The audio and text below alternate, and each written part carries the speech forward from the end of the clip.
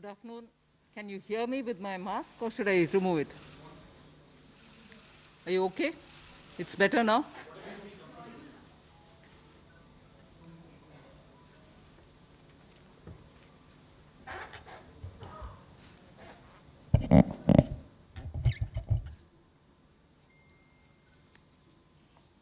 Good afternoon.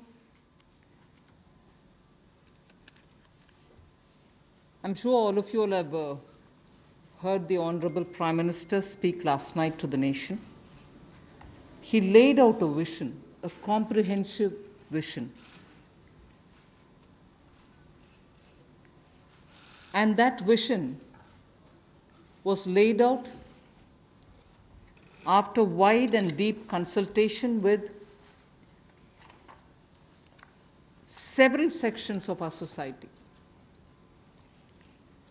And these discussions were held at various levels with various ministries and also gradually taken up to the level of the Prime Minister's office, and the Prime Minister himself has been spending considerable time to make sure that the inputs obtained are given due consideration and they form a part of the package that's being given to the country.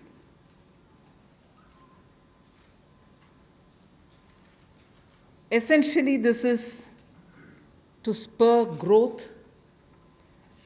and to build a very self-reliant India.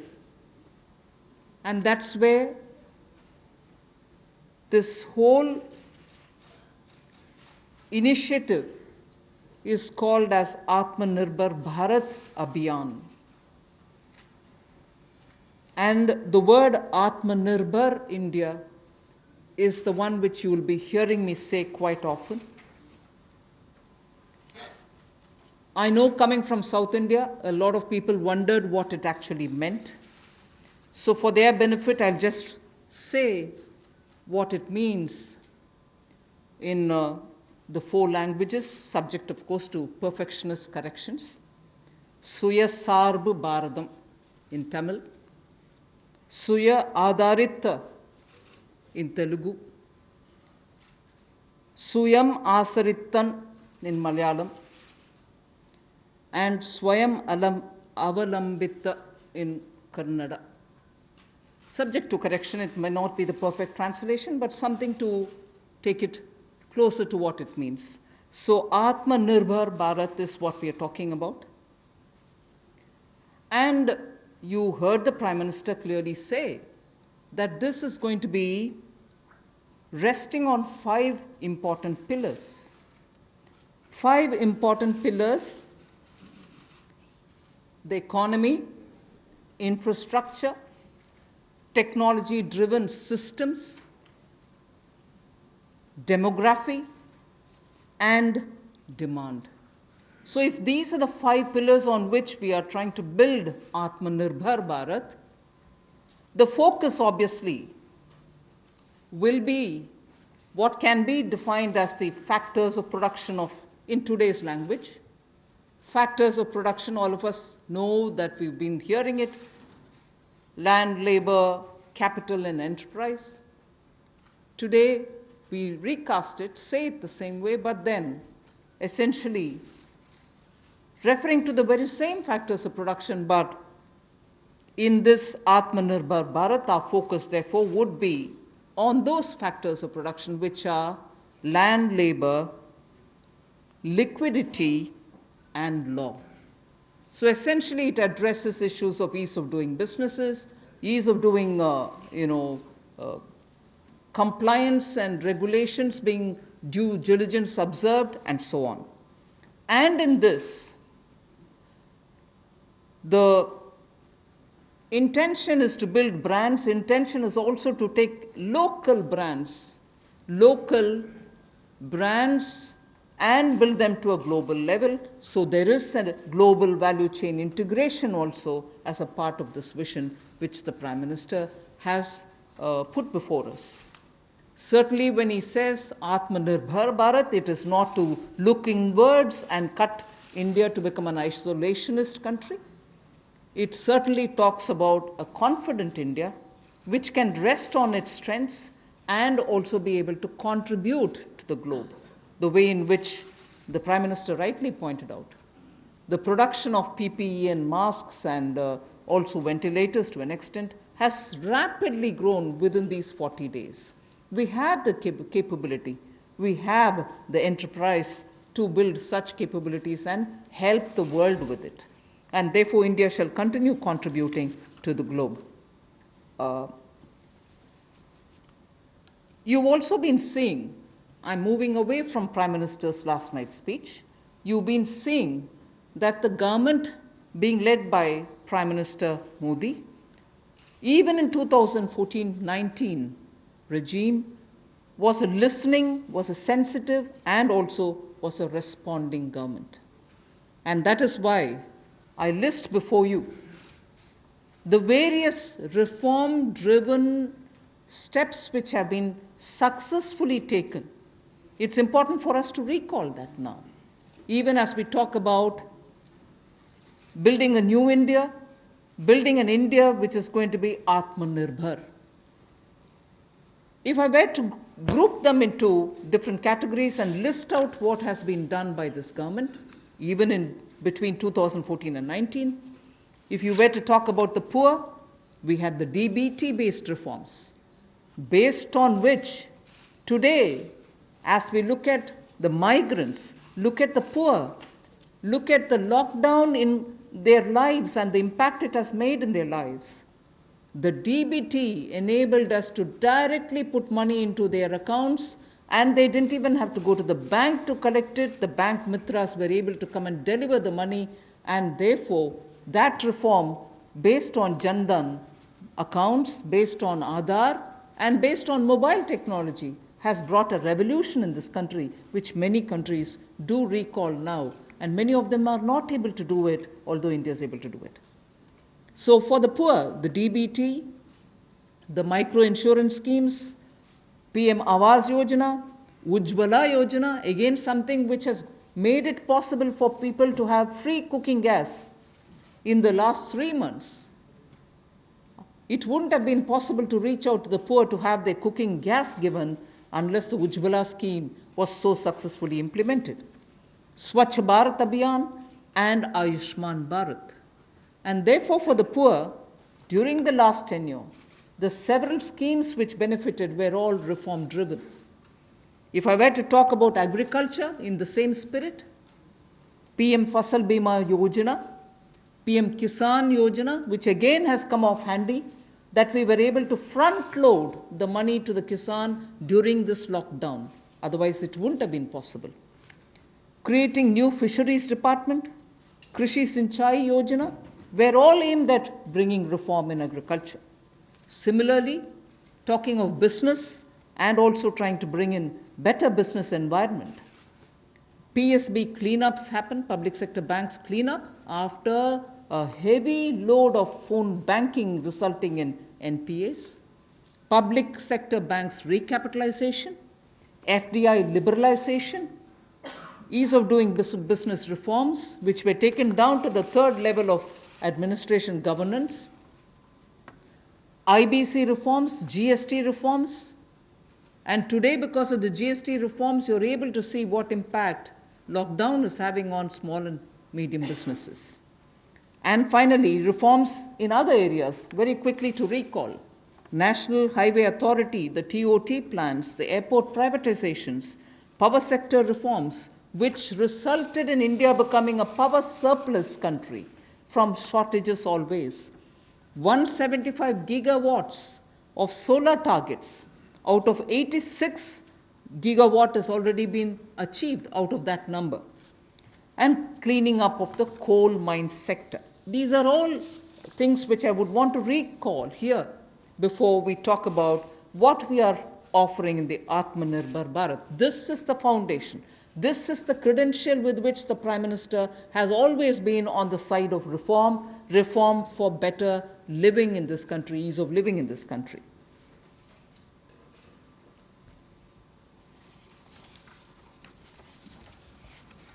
Namaskar.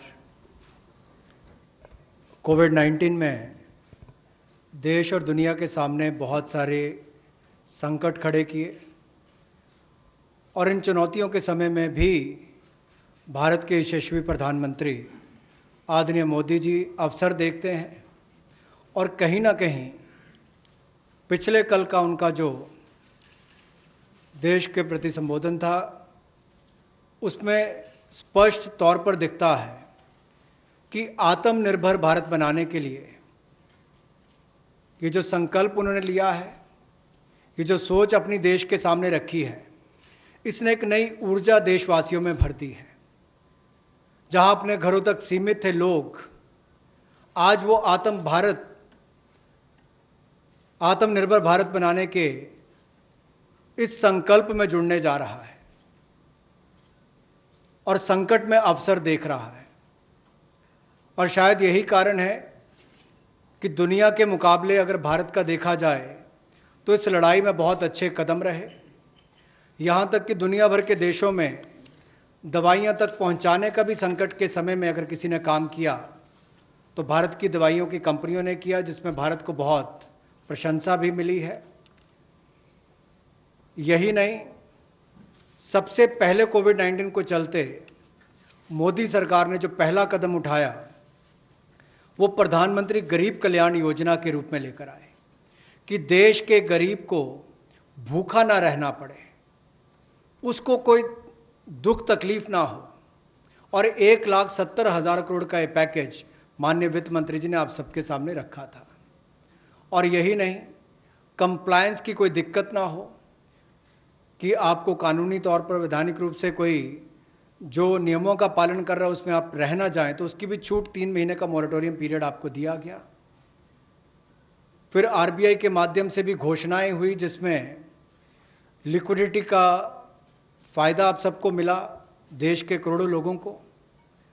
तो मेरा मानना यह है कि reforms की जब माननीय प्रधानमंत्री जी बात करते हैं कि आत्मनिर्भर भारत हमने बनाना है, तो उसके 5 स्तंभ की उन्होंने बात की है, 5 पिलर्स की बात की है, जिसकी विस्तार में उल्लेख माननीय वित्त मंत्री जी ने किया है। मैं एक बात इसमें और कहना चाहता हूं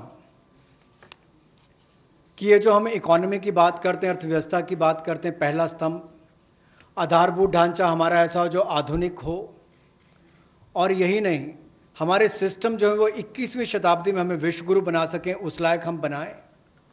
वाइब्रेंट डेमोग्राफी की हम बात करते हैं, युवा शक्ति को हम राष्ट्र शक्ति और राष्ट्र निर्माण के रूप में लगाएं और उनका लाभ उठाएं। और डिमांड को कैसे बढ़ाना है और डिमांड सप्लाई चेन का समन्वय कैसे बना रहे और अर्थव्यवस्था आगे और कैसे बढ़े, इसके इस्तेमाल को करने की भी ज़रूरत है। बोल्ड रिफॉर्म्स का पूरा लेखा जोखा माननीय वित्त मंत्री जी ने पिछले 6 वर्षों का दिया है। मैं यही कहूँगा, बड़े निर्णय करने के लिए मोदी जी जाने जाते हैं। चाहे वो गुजरात में आए भूकंप के समय वापस कच्छ को खड़े करने की बात हो, या आज के संकट के समय भारत में पीपीई और मास्क के निर्माण की बात हो। और कहीं ना कहीं यही सोच भारत को आत्मनिर्भर भारत बनाने जा रही है। और इस आत्मनिर्भर भारत जो मूवमेंट है, इसमें हम आप सबको जोड़ने आए हैं। 20 लाख करोड़ का ऐतिहासिक पैकेज माननीय मोदी जी ने पिछले कल घोषणा की है और प्रधानमंत्री जी ने हमें निर्देश दिया है कि प्रतिदिन अलग अलग सेक्टर्स को लेकर आप सबके बीच में आकर इसकी विस्तार में हम लोग जानकारी दें। तो माननीय वित्त मंत्री जी आपको अगली जानकारी देंगे कि आज किस सेक्टर को लेकर हम आप सबके बीच में आए हैं।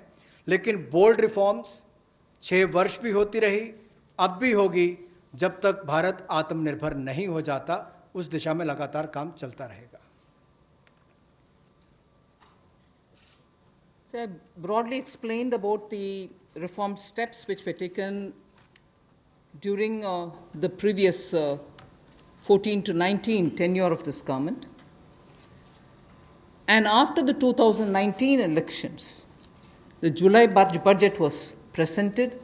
Post that, immediately, in this very hall, we met several times over several fortnights when we had to respond to the call of the hour, the need which was felt by the SMEs and many others.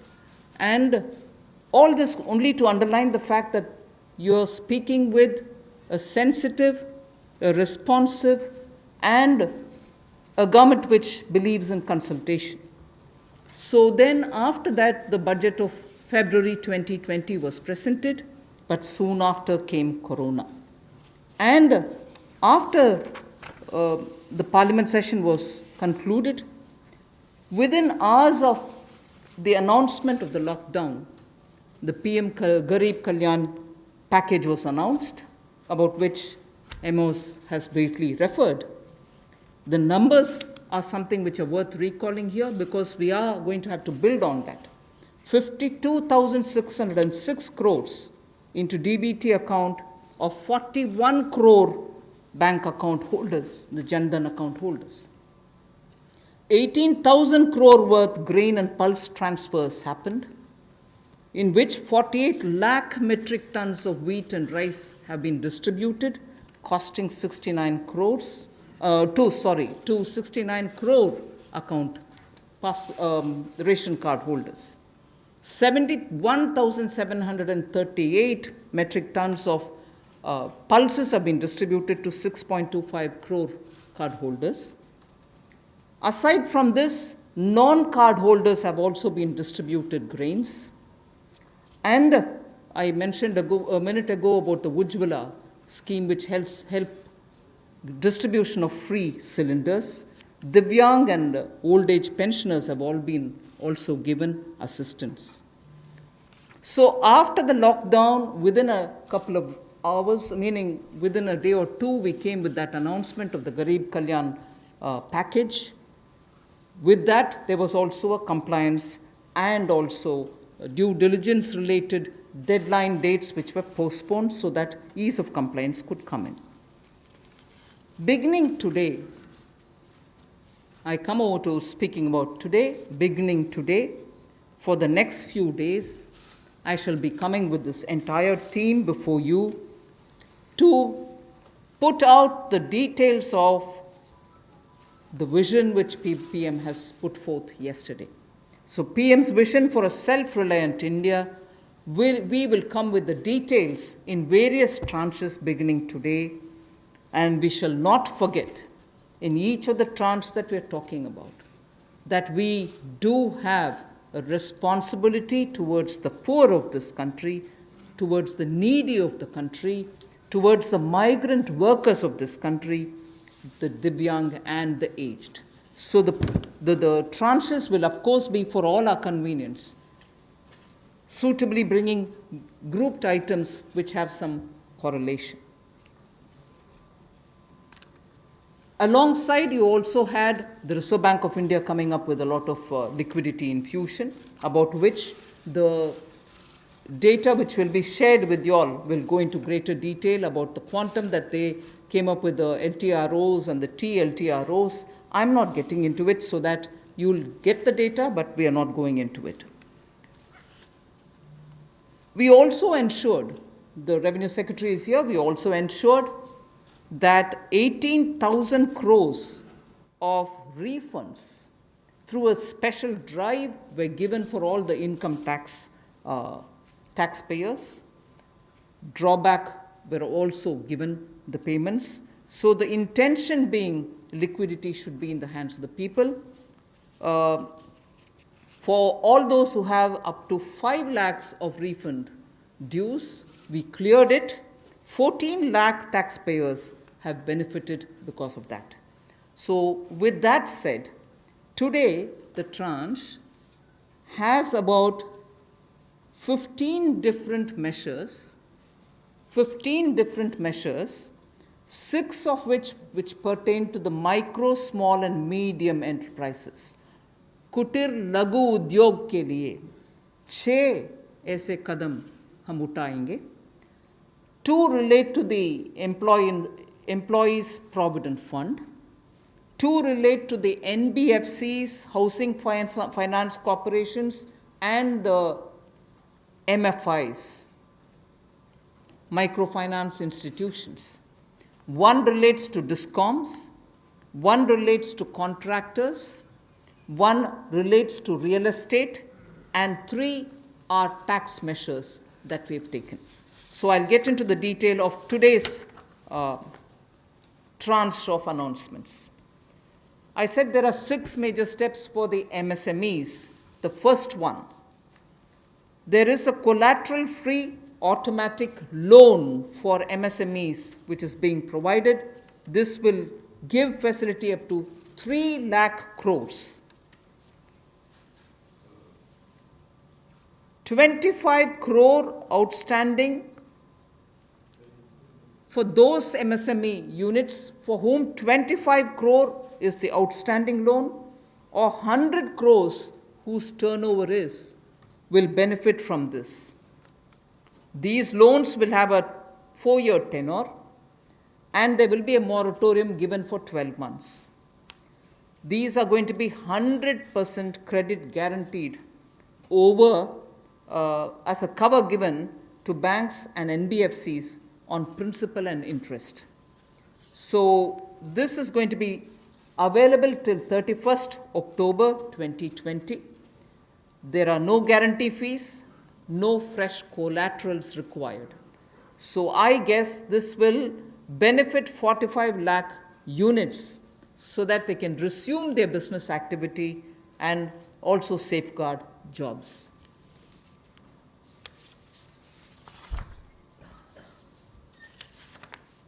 प्रधानमंत्री गरीब कल्याण योजना में जहां सबसे पहले Covid health workers के लिए 50 लाख रुपए की इंश्योरेंस पॉलिसी का प्रावधान किया गया था, वहीं पर 80 करोड़ गरीबों को 5-5 किलो गेहूं या चावल देने का प्रावधान किया गया और पूरे देश भर में पीडीएस के अलावा अतिरिक्त ये 5-5 किलो उनको दिया गया, पिछले महीने भी और इस महीने भी। इसके अलावा ये प्रति व्यक्ति 5-5 किलो था और प्रति परिवार दाल देने का भी काम किया गया 1 किलो।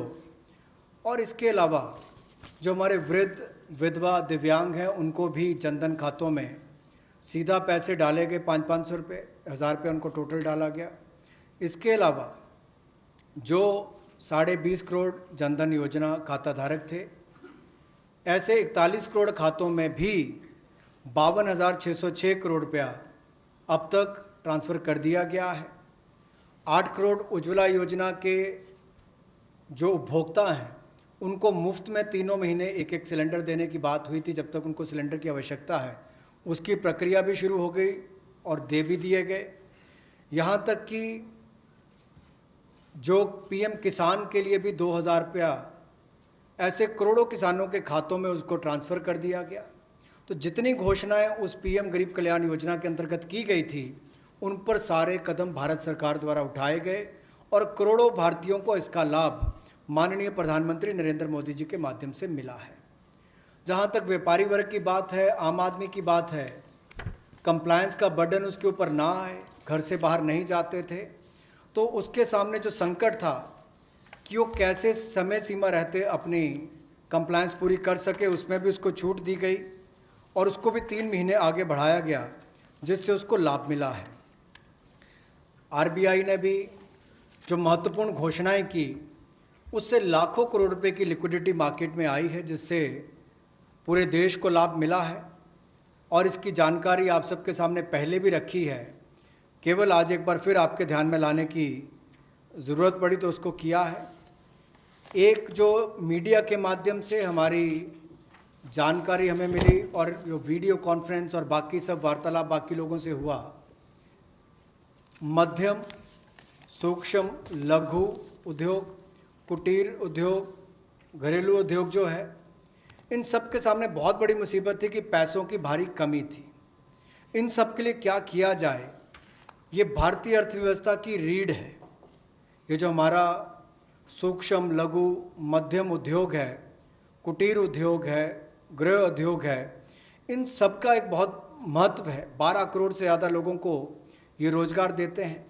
तो ऐसे कारोबार और व्यापार करने वाले, विशेष तौर पर एमएसएमई सेक्टर जो है, इसके लिए आज एक बहुत बड़ी घोषणा है कि collateral free automatic loan 3 lakh crore रुपए का मध्यम सूक्ष्म लघु कुटीर और गृह उद्योग को मिलेगा।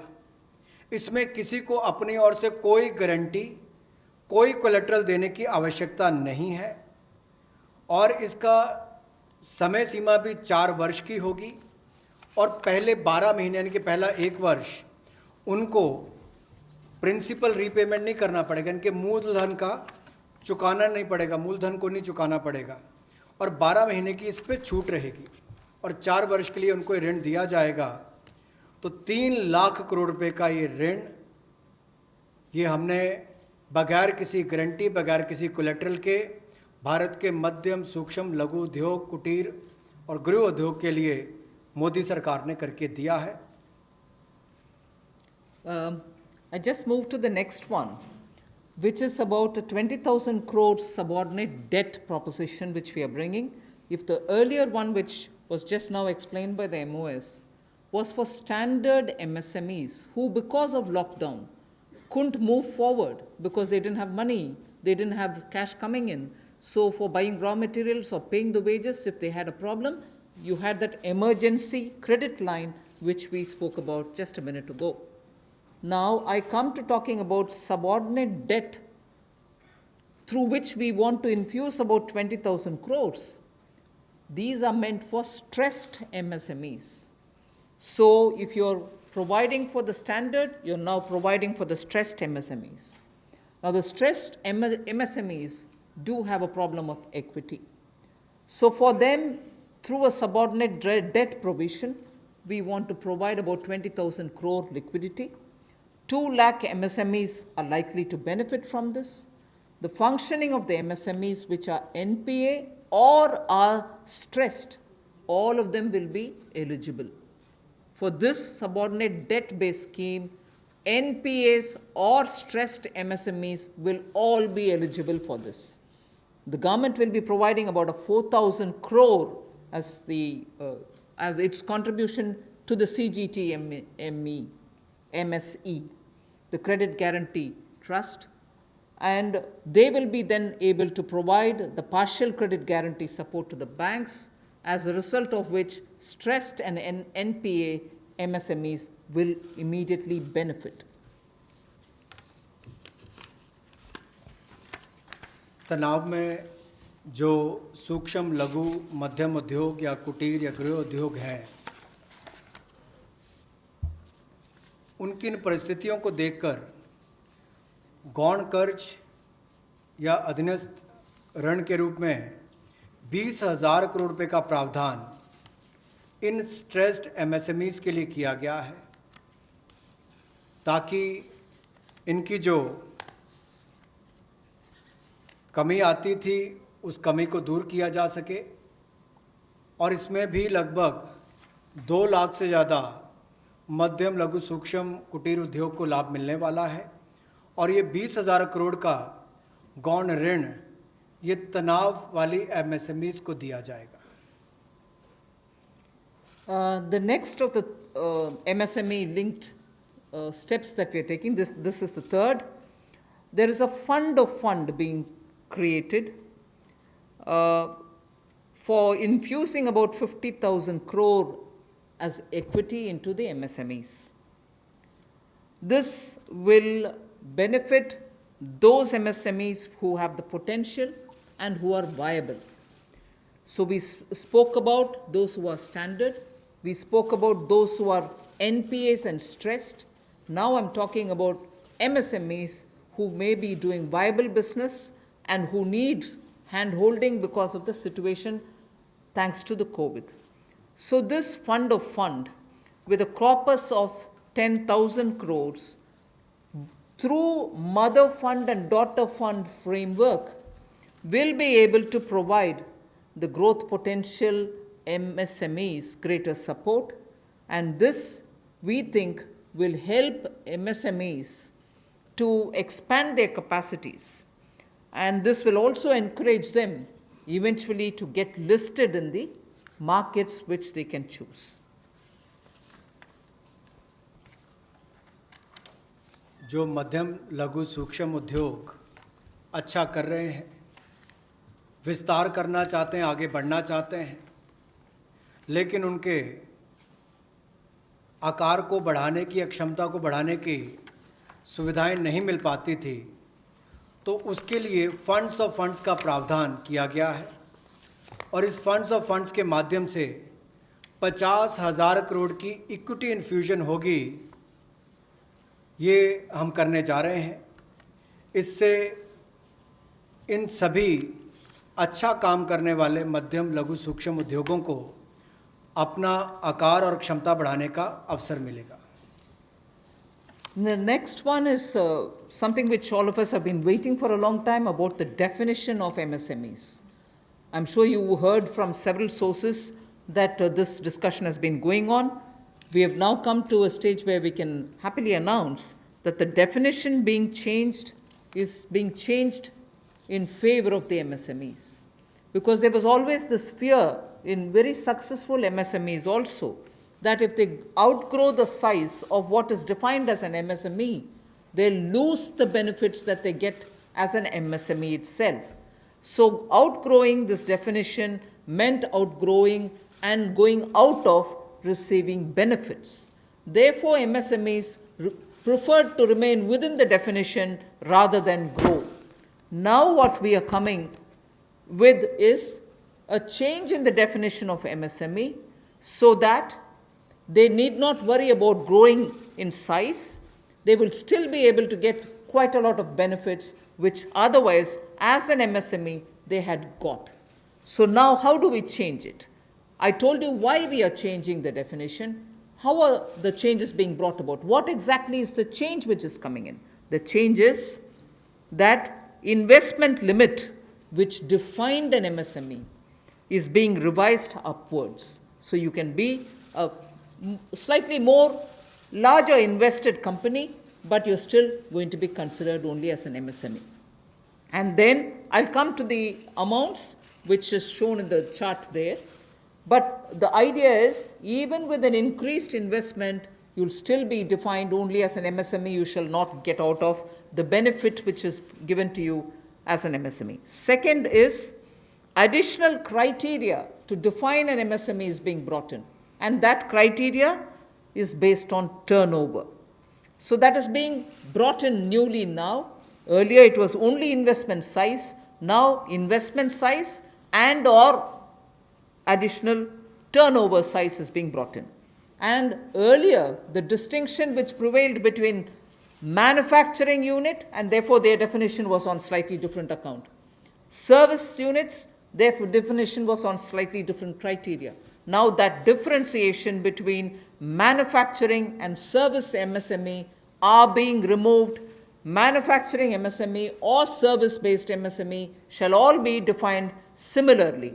And then, therefore, the chart that is there before you will tell you what was earlier and what is now. What was earlier defined with an investment of 25 lakh as micro unit will now have investment allowed till 1 crore. So they'll still be called a micro unit even if the investment is up to 1 crore.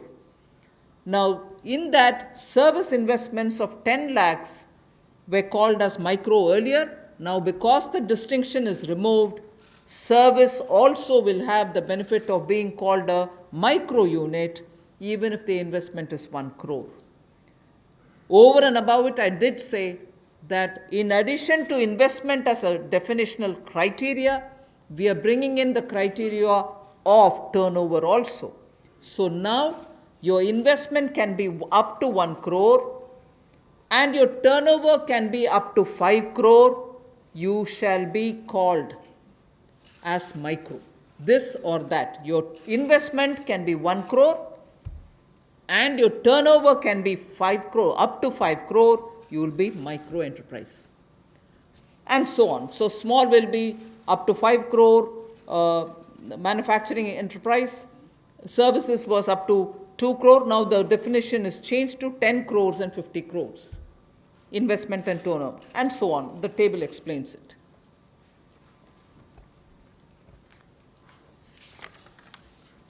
सूक्ष्म लघु मध्यम उद्योग में इसकी परिभाषा में कम दहलीज होने के कारण ये लगातार संकट रहता था कि अगर हम इससे बाहर जाएंगे तो हमें जो हमारे बेनिफिट्स मिलते हैं, लाभ मिलते हैं, उससे हाथ धोना पड़ेगा।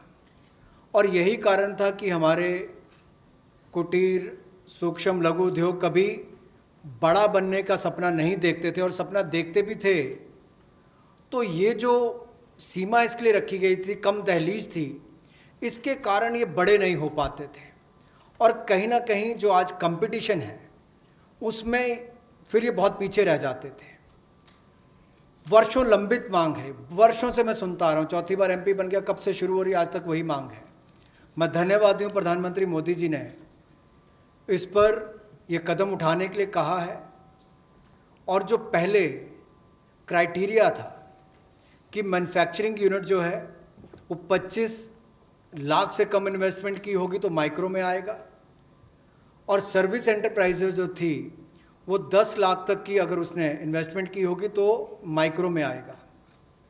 अब इसमें एक बदलाव किया गया है कि निवेश की लिमिट को तो बढ़ाया गया है, साथ में कारोबार को भी जोड़ा गया कि आपने व्यवसाय या कारोबार कितना उस वर्ष में किया है।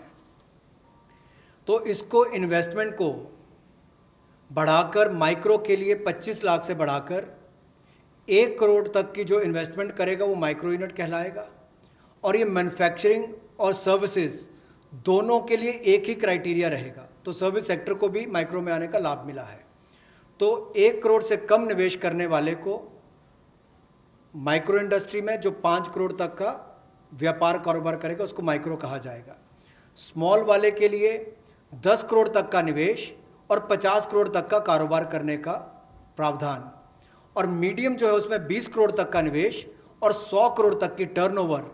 तो आप कल्पना कीजिए कि कल तक जो शायद मीडियम वाले के लिए आता था वो आज आपके स्मॉल वाले के लिए भी उससे बेहतर ऑप्शंस आकर खड़ी हो गई। तो इससे हमारे कुटीर सूक्ष्म लघु मध्यम उद्योग को बहुत बल मिलने वाला है। एक और बैंकों का हाथ पकड़ना, पैसा देना, दूसरी तरफ से डेफिनेशन चेंज करके उनके आकार और क्षमता को बढ़ाने का अवसर देना, ये अपने आप में क्रांतिकारी कदम इस दिशा में लिया गया है। I move to the fifth step in the MSMEs. I said total 6 measures have been are getting announced today. Of the 6, the fifth one is that for government procurement, tenders up to 200 crores will no longer be on global tender route, meaning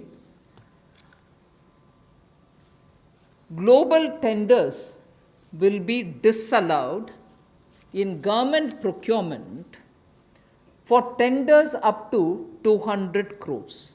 Why is this being done? Majority of the MSMEs in India were unable to supply those big mother units, as you may call, big, large companies, who they were serving all the while.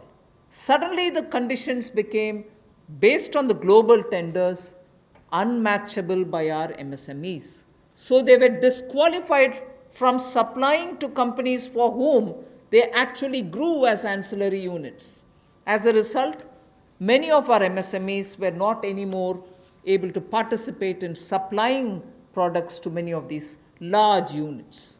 So by bringing this condition now, we are saying for global tenders worth 200 crores or less, particularly for government procurement, they need not be global tenders at all.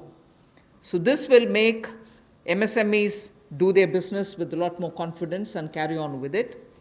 Self-reliant India will also then be able to serve Make in India, because small units can now be participant in government purchases.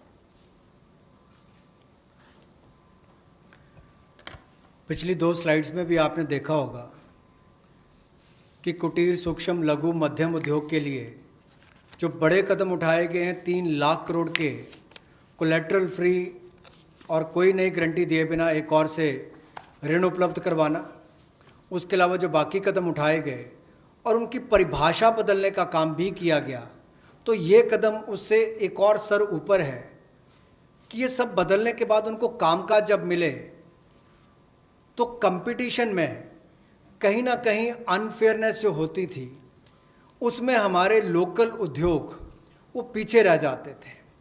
तो local को बल, local से global तक जाने की बात जो कल तक प्रधानमंत्री जी ने कही, उसी दिशा में एक ये कदम है। लोकल के लिए वोकल भी, लोकल को बल भी, लोकल से ग्लोबल भी। तो ये इसीलिए ग्लोबल टेंडर्स जो हैं ये 200 करोड़ तक से कम वाले जो हैं, इसमें यानी कि 200 करोड़ से कम वाले में ग्लोबल टेंडर्स नहीं होंगे। इसमें हमारे सूक्ष्म लघु मध्यम उद्योग को लाभ मिलेगा और कहीं ना कहीं आत्मनिर्भर भारत की जो हम बात करते हैं उस दिशा में कदम ये भी उठाया गया है। The sixth step towards MSMEs is post-COVID trade fairs, exhibitions are going to be very difficult. So we shall ensure that e-market linkage is provided across the board for all these MSMEs so that they're able to find their market easily in the absence of being able to participate in trade fairs which cannot be held in this environment. Also, very importantly, Government of India and also CPSEs, where there are receivables by MSMEs, we now announce that within the next 45 days, all their receivables will be cleared.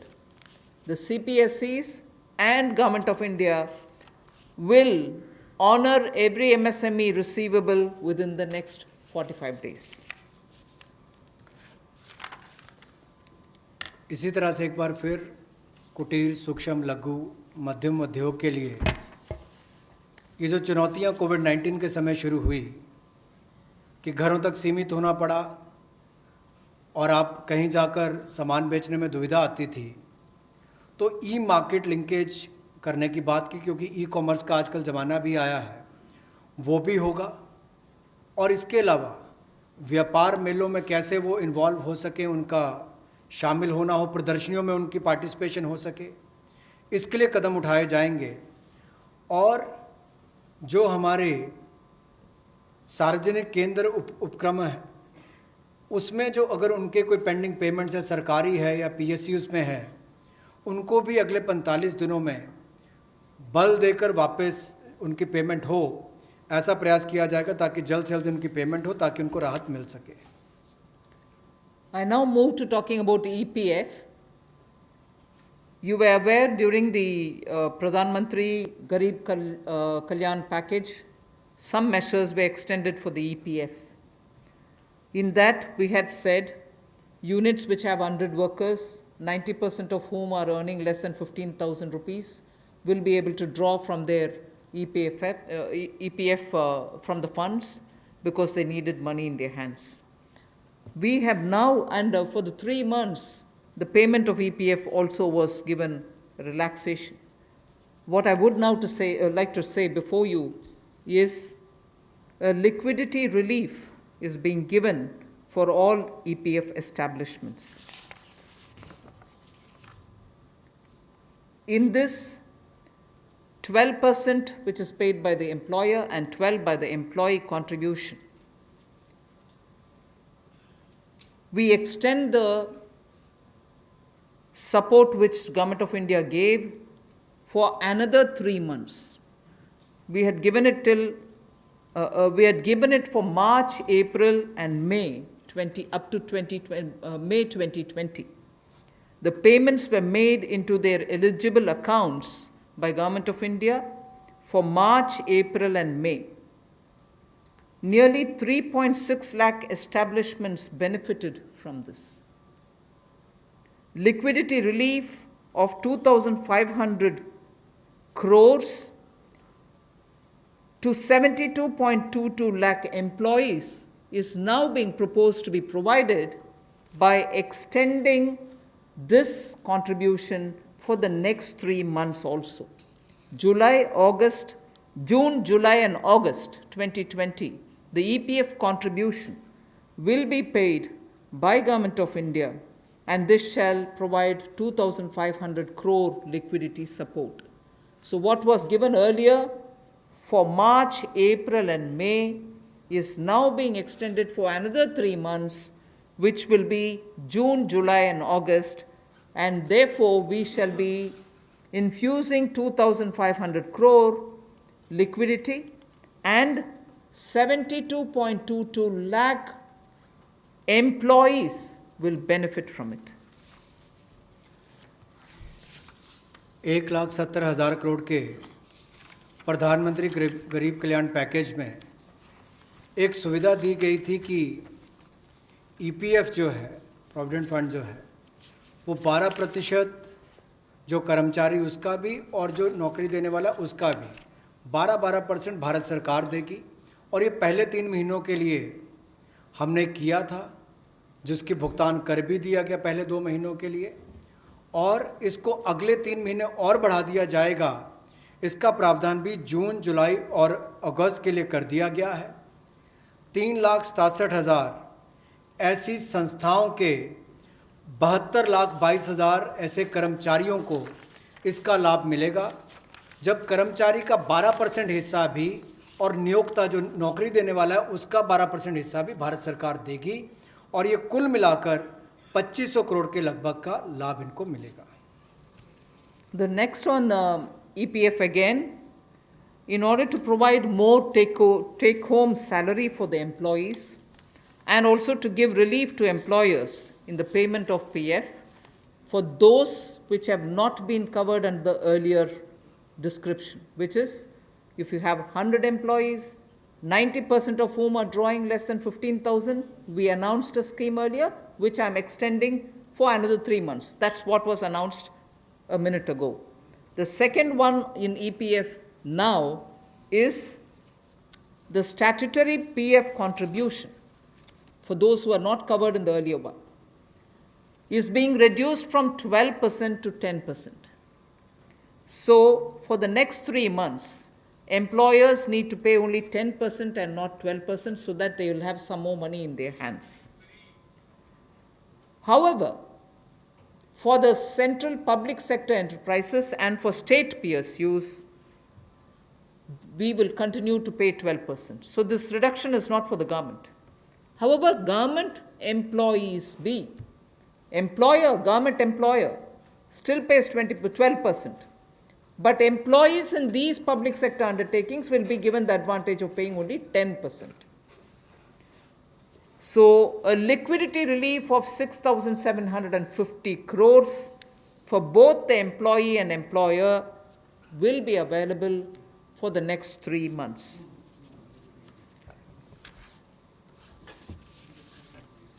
एक और प्रावधान, क्योंकि आज के समय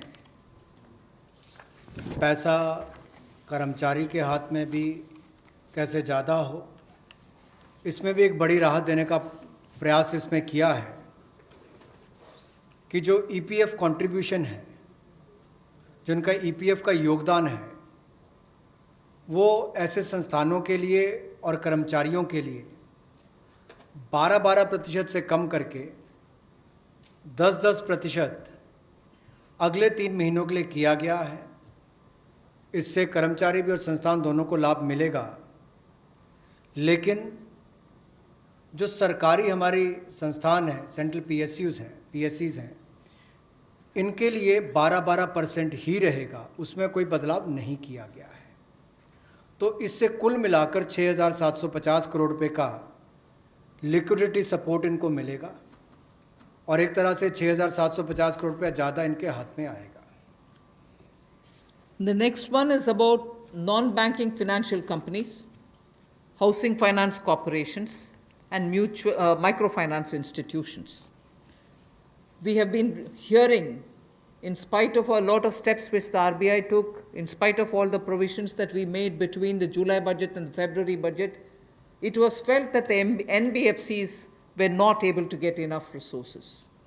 And particularly some NBFCs which were not very highly rated had particular difficulties in comparison to the others. So, Government of India now launches a 30,000 crore special liquidity scheme. Under the scheme, investment will be made in both primary and secondary market transactions where investment grade debt papers, this is not infusing equity, this is taking and buying debt papers of NBFCs, housing finance corporations, and microfinance institutions. And not high quality debt papers, they can be investment quality also. So this we expect will have an impact on those struggling NBFCs who need money to carry on with business. And these NBFCs are also those who have been funding MSMEs. So in order for these NBFCs to keep their network of MSMEs served, this infusion is absolutely necessary. And these securities with which you're going to buy these debt papers will be fully guaranteed by Government of India. They will be fully guaranteed by Government of India. We hope that this will also bring in a lot of difference for NBFCs who have access to small and micro units, and therefore we want to ease the flow of credit through these NBFCs who have only not so good debt papers in their hands. गैर banking वित्तीय कंपनियां NBFCs या फिर हमारे housing finance companies और micro finance institute, इन सब के लिए जो इनके पास लिक्विडिटी की कमी आती थी, धन का अभाव होता था, उसके लिए ये नई योजना लेकर आए हैं जिसमें 30,000 करोड़ रुपए का विशेष तौर पर प्रावधान किया जाएगा। स्पेशल लिक्विडिटी स्कीम ये होगी जिससे इनके धन की आपूर्ति भी होगी और इसके माध्यम से जहां एक और हाउसिंग सेक्टर को बल मिलेगा, MSME सेक्टर को बल मिलेगा, उसका भी लाभ हमारी अर्थव्यवस्था में और नीचे आम आदमी को पहुंचेगा और इसका पूरी तरह से गारंटी भारत की सरकार देगी। The next facility also for the NBFCs is to give 45,000 crore liquidity infusion through a partial credit guarantee scheme for the NBFCs in particular. This is an existing scheme, but we are expanding its scope. Expanding its scope only because it will now cover borrowings such as primary bond issued, the commercial papers. So all these will constitute the liability side of the balance sheet, but we are getting into that area also. But in this case, as different from the previous one, 20%, the first 20% loss alone will be borne by the guarantor, which is Government of India. The first 20% loss. So in this again, AA rated papers below and also below that will all be included. Even unrated papers will be eligible for investment. This we think will help many of the microfinance institutions, and with this, if money goes into their hands, even based on unrated papers, we guess they will have liquidity to reach out to the MSMEs who may be in the far-flung areas. जहां पहली 30,000 करोड़ की liquidity guarantee scheme लेकर आए थे, NBFCs के लिए, HFCs और MFIs के लिए, वहीं पर अब आंशिक ऋण गारंटी योजना, ये लगभग 45,000 करोड़ रुपए की NBFCs का इसमें प्रावधान किया गया है। इसमें भारत सरकार गारंटर होगी, जो 20% का नुकसान इसके द्वारा वहन किया जाएगा। और यही नहीं, इसमें AA पेपर और इससे भी नीचे वाले जो हैं उसको भी इसमें पैसा मिल पाएगा, ऋण मिल पाएगा। और इसके अलावा जो अनरेटेड पेपर एलिजिबिलिटी है इन्वेस्टमेंट के लिए, वो भी इसमें प्रावधान किए गए हैं ताकि ज़्यादा इसका स्कोप बढ़ सके, ज़्यादा लोगों को इसका लाभ मिल सके और कुल मिलाकर इससे भी नई लेंडिंग जो है, यानी कि कर्जा दिया जा सके सूक्ष्म लघु मध्यम उद्योग को और आम नागरिकों को भी मिल सके, उसके लिए इसका प्रावधान किया गया है। I move over to talking about the DISCOMs. DISCOMs today are facing unprecedented cash flow problems. They desperately need help. Otherwise, they are unable to pay the power generating companies. You know, all the states, DISCOMs are in serious crisis.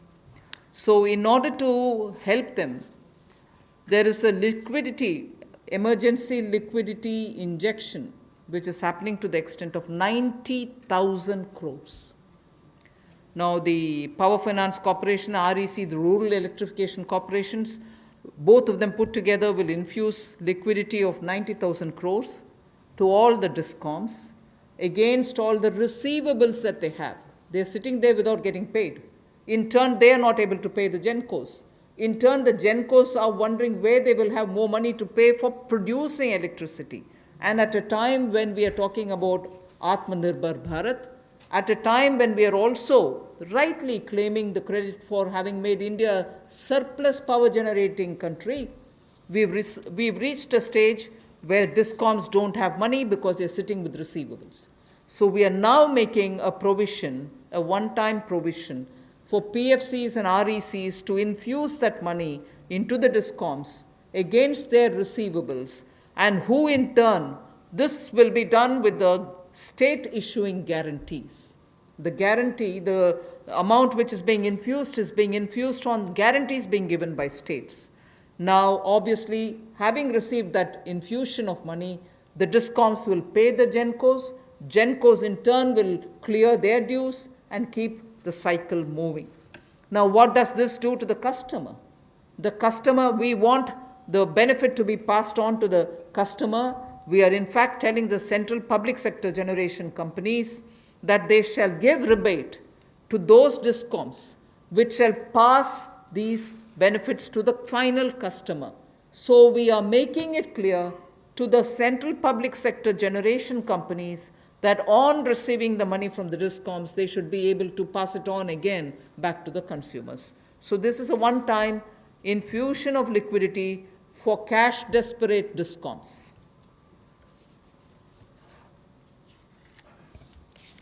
बिजली वितरण कंपनियों की आय में जो भारी कमी आई है और लेनदारी जो इनकी कई राज्यों से बढ़ी है, उसके कारण भी ये अभूतपूर्व नकदी प्रवाह की स्थिति इनको देखनी पड़ रही है। इन परिस्थितियों में आम उपभोक्ता को भी नुकसान ना हो, बिजली उत्पादन करने वाले भी और बिजली वितरण करने वाले भी इस अभूतपूर्व समस्या में कहीं उलझकर ना रह जाएं, इसके लिए 90,000 करोड़ रुपए का प्रावधान डिस्कॉम्स के लिए किया गया है, बिजली वितरण कंपनियों के लिए किया गया है।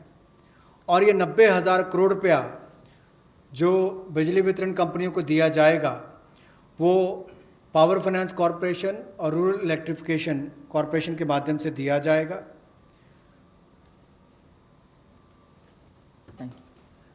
I move to the next, which deals with contractors. All Government of India agencies, such as the railways, road transport, highways, CPW, etc., will now give 6 months extension without any cost to the contractors, so that extension should cover construction work or goods and services contracts that they have with central government agencies. They can take additional 6 months to comply with the contract conditions.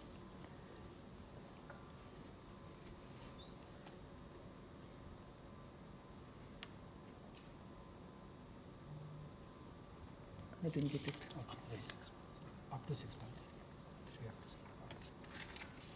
So the extension is up to 6 months, is what I'm being told. Okay. Covers construction. This shall cover construction work or cover even goods and services contracts. It will also cover completion of works and intermediate milestones that they may have. This will also cover and extend concessional period which is given in PPP contracts. So even the concessional periods will get extended up to 6 months.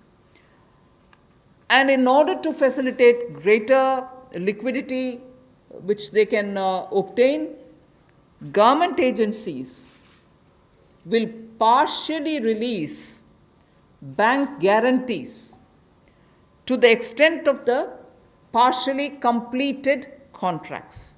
So if a particular contract is completed to some extent and not fully, to that some extent, the partial bank guarantee will also be released so that the cash flow will improve.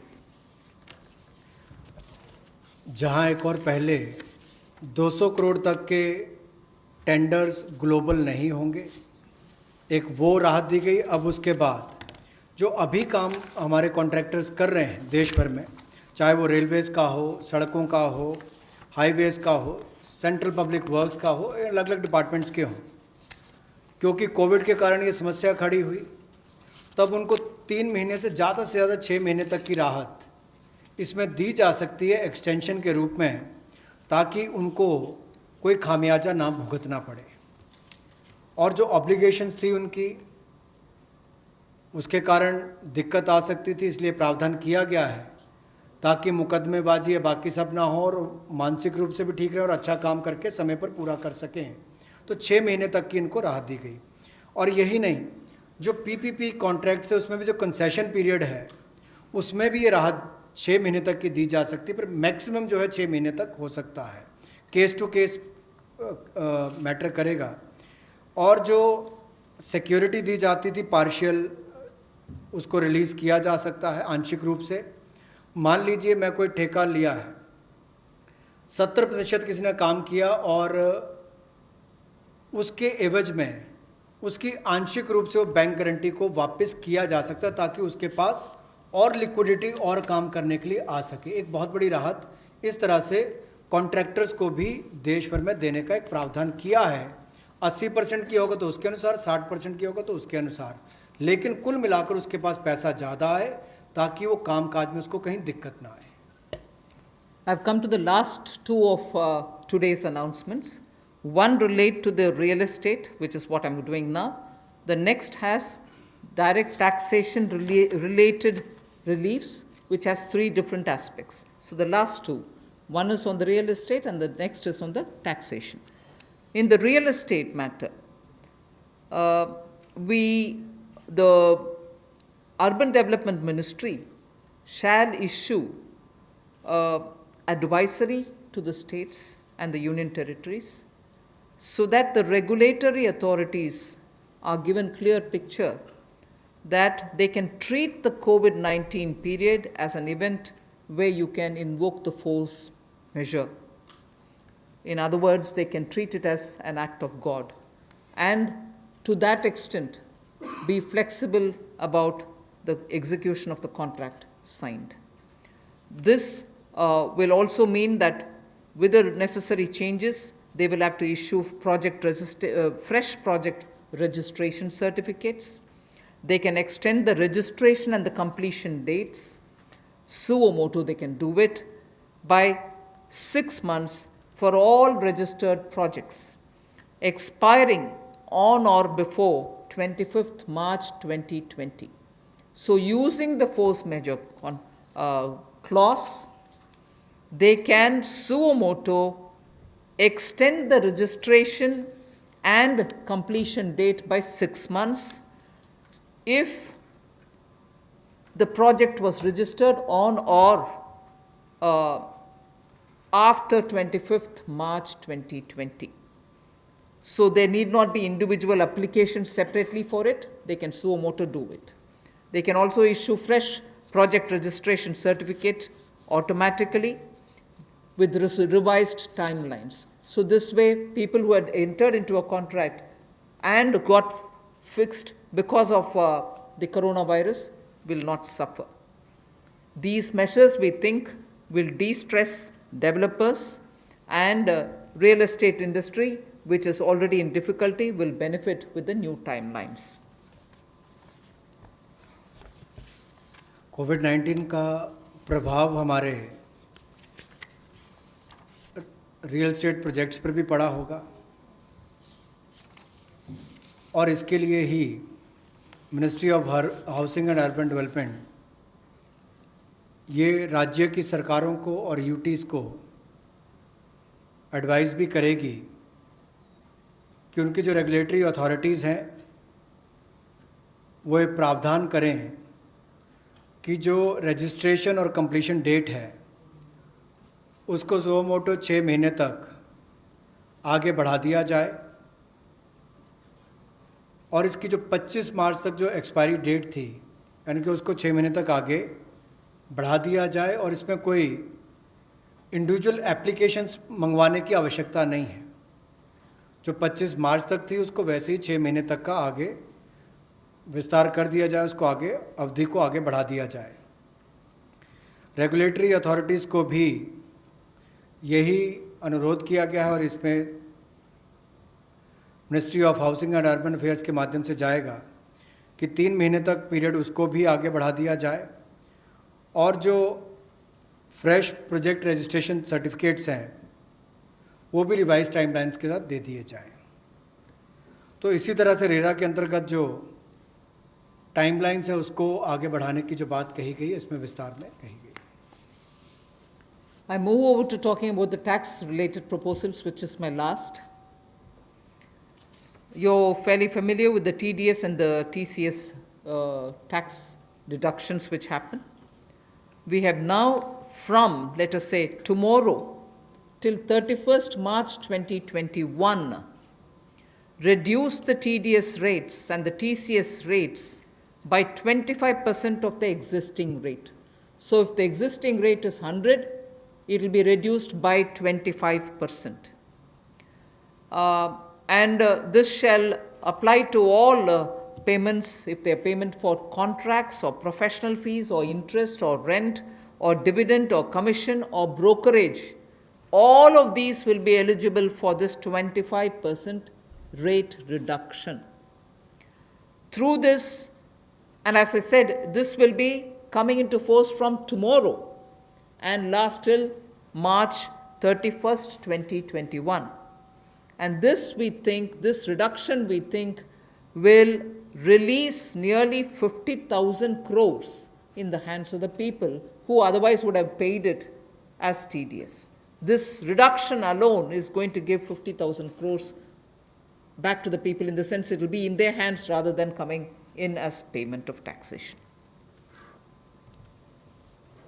जो TDS rates हैं वो सभी non salaried payment वालों को, residents को, और TCS rate जो है उसमें 25% की कटौती की गई है फाइनेंशियल ईयर 2020-2021 के लिए, और इससे 50,000 करोड़ रुपए का लगभग लाभ आम जनता को मिलने वाला है। यानी कि अगर मेरा 100 रुपया बनता था तो मैं 100 रुपये की बजाय अब 75 रुपये दूंगा और उसमें 25% की कटौती की गई है। तो एक बहुत बड़ी राहत गैर वेतनभोगी इन सब के लिए, non salaried payment to residents, इनके लिए की गई है। The next is a set of dates which are getting extended for direct tax, some of the measures that we are taking.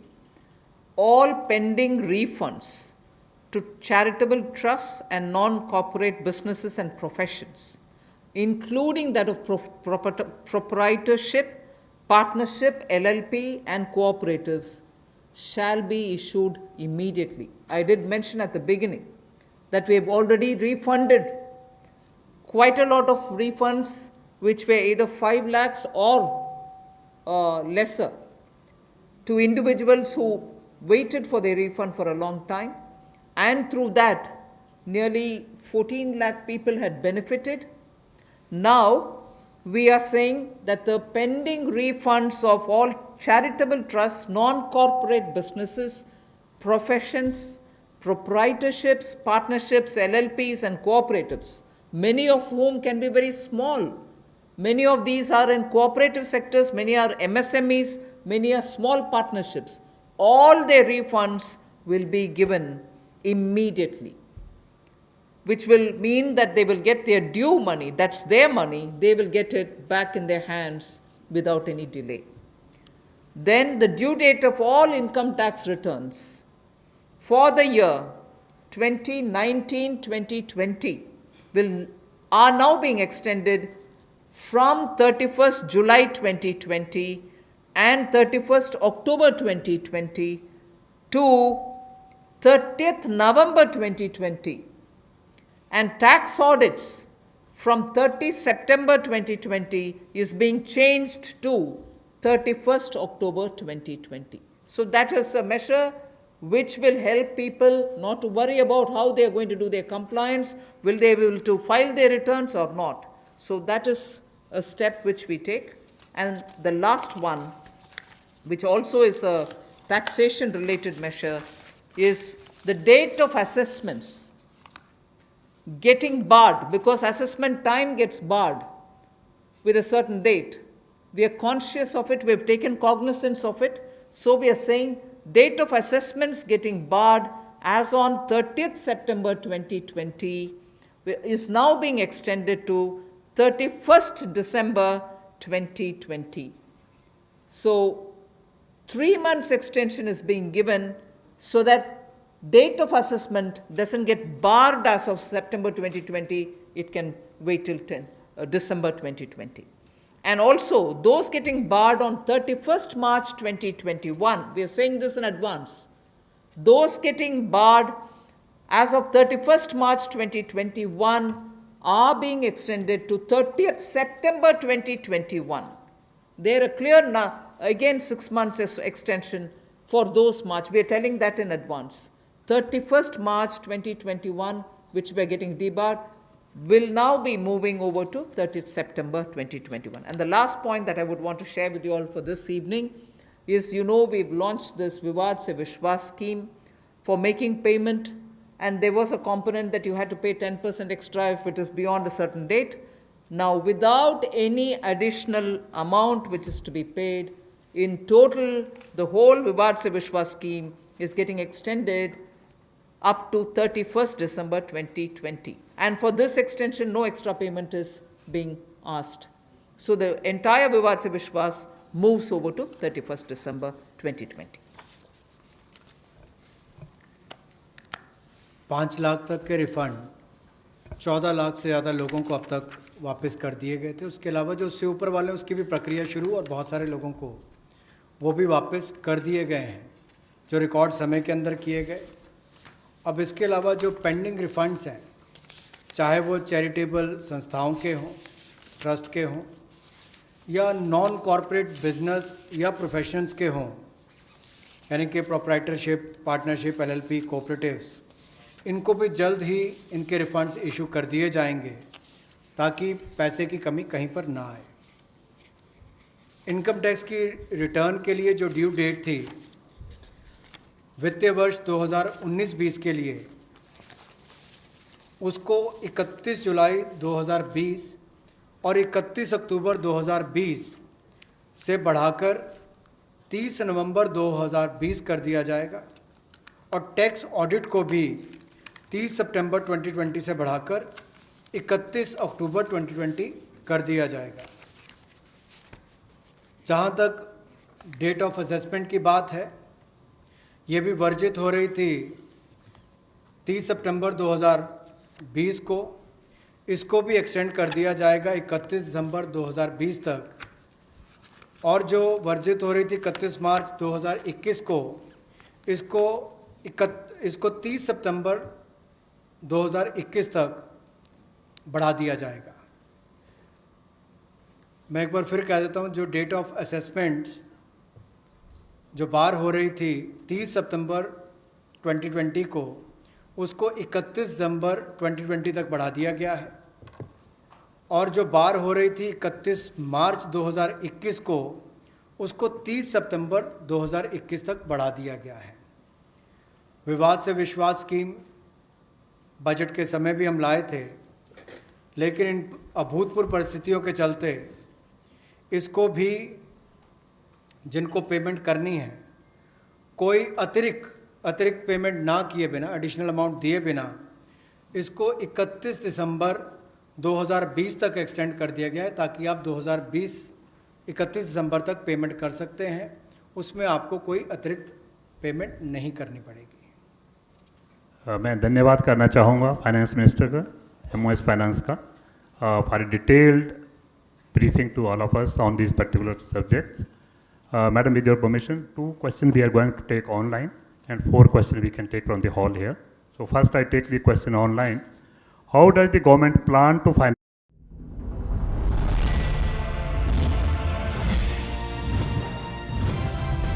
आप देख रहे हैं डीडी नेशनल, इंडिया का अपना